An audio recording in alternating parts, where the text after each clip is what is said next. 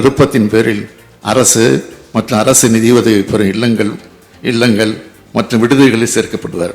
மேலும் இது போன்ற சம்பவங்கள் மீண்டும் நிகழா வண்ணம் அரசு மேற்கொள்ள வேண்டிய நடவடிக்கைகள் குறித்து ஆலோசனைகளை வழங்கவும், கள்ளக்குறிச்சி சம்பவம் குறித்து ஒரு விரிவான விசாரணை மேற்கொள்ள ஓய்வு பெற்ற உயர்நீதிமன்ற நீதியரசர் திரு கோகுல்தாஸ் அவர்கள் தலைமையில் ஒரு நபர் ஆணையம் அமைத்திடவும் உத்தரவிடப்பட்டுள்ளது.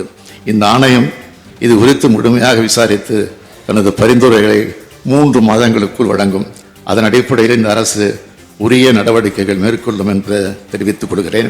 நடைபெற்ற சம்பவத்துக்கு முதலமைச்சர் பொறுப்பேற்க வேண்டும் என்று இங்கு பேசினார்கள். உள்துறையை கவனிப்பவன் என்ற முறையில் மட்டுமல்ல, தமிழ்நாட்டின் முதலமைச்சர் என்ற முறையில் இந்த பிரச்சனையிலிருந்து நான் ஓடி ஒளிவப்பன் அல்ல, பொறுப்பை உணர்ந்ததற்காக தான் பொறுப்போடு பதிலளித்துக் கொண்டிருக்கிறேன். எடுத்த நடவடிக்கைகளையும் பட்டியலிட்டிருக்கிறேன். குற்றவாளிகளை கைது செய்துவிட்டுத்தான் உங்களுக்கு பதிலளித்திருக்கிறேன். திறந்த மனதோடு இரும்பு கரங்கொண்டு குற்றம் புரிந்தவர்கள் அடக்கி வருகிறேன்.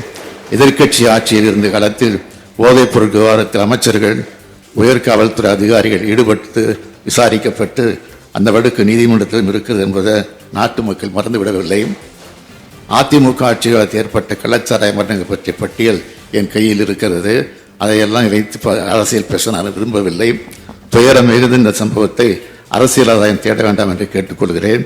என்னை பொறுத்தவரை சமூக விரோத சக்திகளிடமிருந்து மக்களை காக்க எந்த விதமான கடுமையான நடவடிக்கைகளை எடுப்பேன் என உறுதி அளிக்கிறேன். வணக்கம்.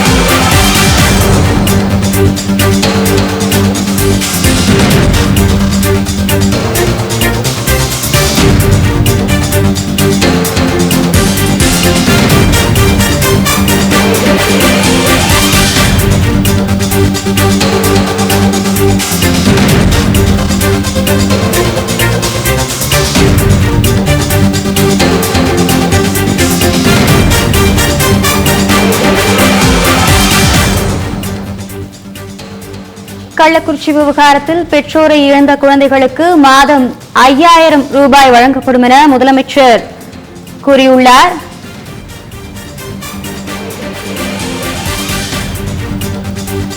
கள்ளக்குறிச்சி விவகாரத்தில் பாதிக்கப்பட்ட குழந்தைகளுக்கு நிவாரணம் வழங்கப்படும் என அதன் விவரங்களை சட்டப்பேரவையில் முதலமைச்சர் மு.க. ஸ்டாலின் அவர்கள் விரிவாக கூறியுள்ளார்.